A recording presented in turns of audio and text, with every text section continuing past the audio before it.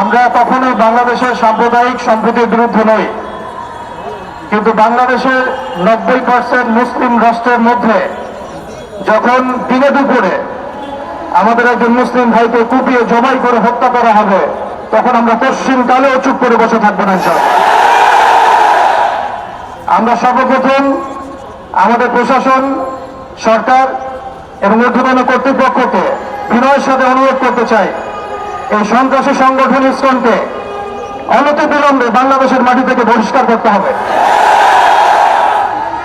এই জঙ্গি জুজুর ভাইয়ের খেলা অনেক হয়েছে, বাংলাদেশের মুসলিম শান্তিকামী মুসলিম, কিন্তু এমন কোন পদক্ষেপ আপনারা নিতে যাবেন না বা ভুল করবেন না যাতে বাংলার তাওহীদি জনগণ আবারও জেগে ওঠে।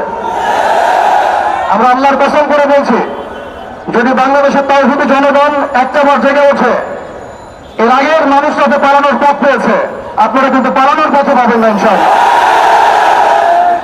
আমরা উগ্রতার পথ বেছে নেব না, আমরা শান্তির পথ বেছে নেব ঠিকই, আমরা ধৈর্য দেব ঠিকই, কিন্তু আর কতজন ভাই মারা গেলে আমাদের হুঁশ ফিরবে? আর কতজন ভাই মারা গেলে আমাদের হুঁশ ফিরবে? আমরা আমাদের ঊর্ধ্বতন কর্তৃপক্ষকে বিনয়ের সাথে অনুরোধ করব, যারা দিনে দুপুরে আমাদের মুসলিম ভাইদেরকে এভাবে রাস্তার মধ্যে কুপিয়ে হত্যা করেছে, জবাই করেছে, এরকম নৃশংস শয়তানি এবং সন্ত্রাসী কর্মকাণ্ডের তীব্র নিন্দা এবং প্রতিবাদ জানানোর পাশাপাশি আমরা এর উপযুক্ত বিচার দাবি করি। এখানে অনেক মুরব্বীকেরাম আছেন, আমি ছোট মানুষ, বেশি কথা বলতে যাচ্ছি না।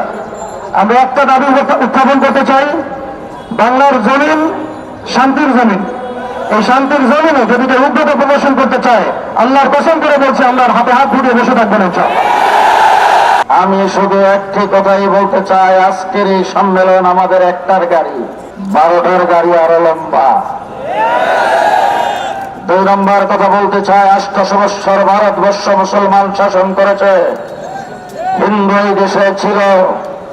যদি আমরা হিন্দুদের প্রতি কোনো বিদ্বেষ ভাব থাকত, 800 বৎসর পরে তুলার রাশি দিয়ে বাড়ি সালাম দিয়ে পাওয়া যেত না।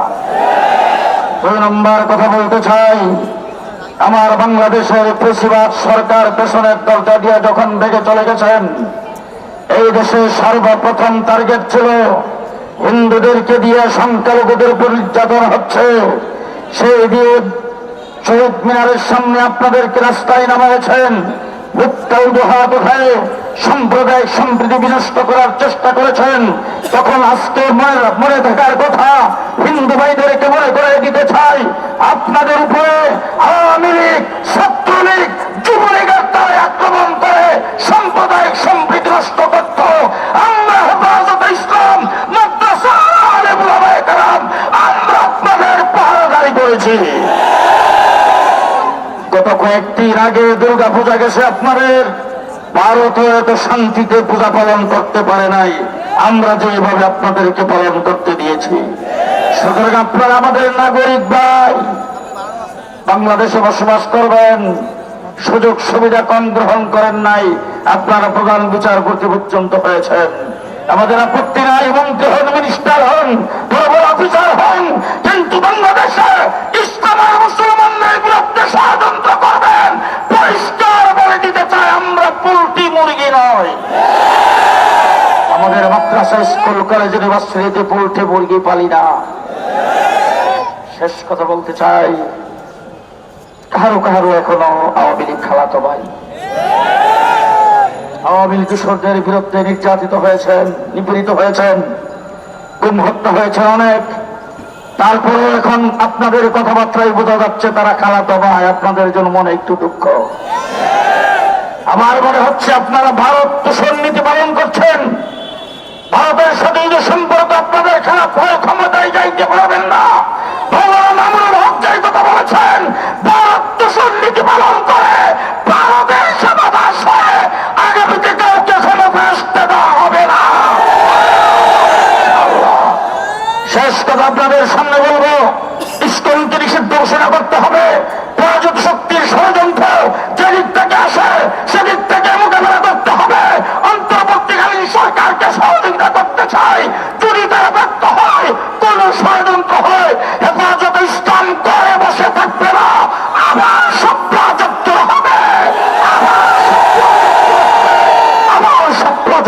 হবে। মোনাজাতের মাধ্যমে আজকের সমাবেশ এখানেই শেষ হবে। ধন্যবাদ জানাচ্ছি যে যেখান থেকে আগমন করেছেন, কষ্ট করে জমার পরে যারা এসেছেন, ধন্যবাদ জানাই বলতে চাই হেফাজতে ইসলাম বাংলাদেশের আগামী দিনের যে